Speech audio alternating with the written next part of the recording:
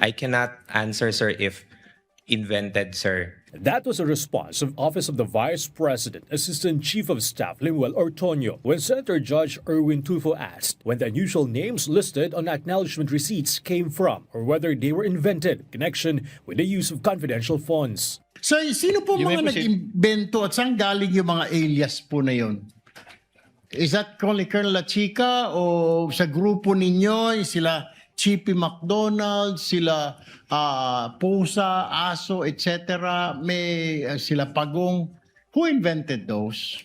But as to the AR, sir, I cannot provide information, sir, because I do not have any participation in the implementation of the confidential activity. Tulfo also asked Ortonio whether he had read and understood the provisions of COA DBM Joint Circular number 2015-01, which sets the rules for the use and liquidation of the confidential funds. Ginong testigo.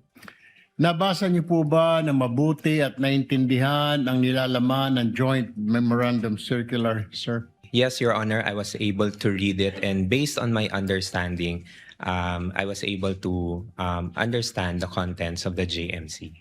Nung kayo po ay pinadalahan na ng Notice of Disallowance ng COA, nabasa niyo rin po ba kung bakit kayo po pinadalahan ng Notice of Disallowance? Kailangan niyo pong sagutin yung kanilang AOM.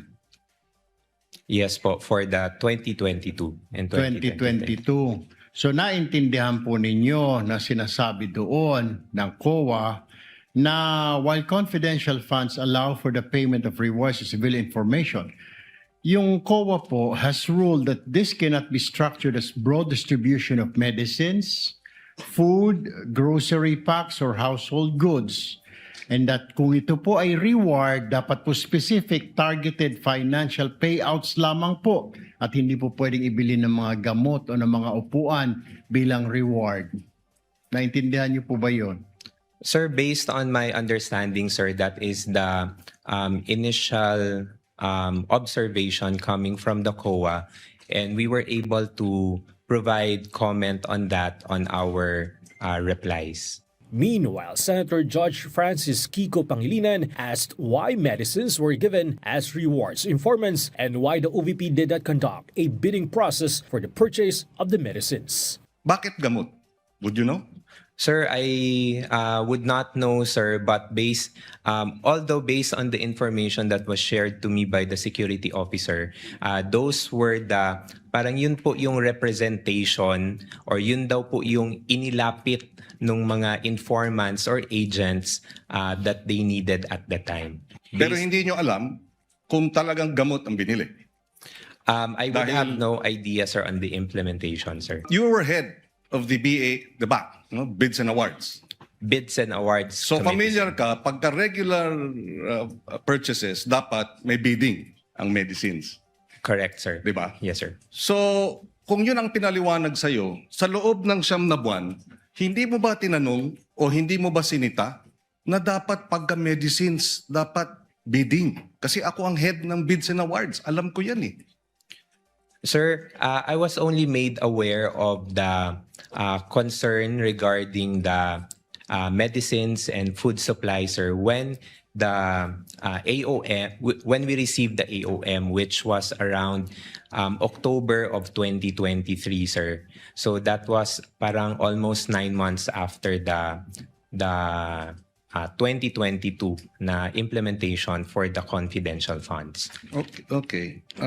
So, hindi mo alam kung bakit gamot, no? Sinabi lang sa'yo, no? Pero bilang in charge ng financial services, yun na nga, hindi mo rin talaga alam kung yung 122 million ay gamot ang binili. For that purpose, sir, I would have no personal knowledge, sir.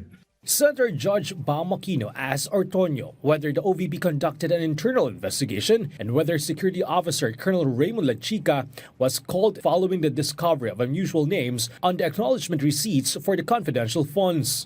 On that matter, sir, I do not know, sir, if there is an instruction coming from the head of agency, sir. But personally to me, sir, none, sir. Pinatawag niyo po ba ng inyong opisina at pina-explain kung nasaan ba itong perang to?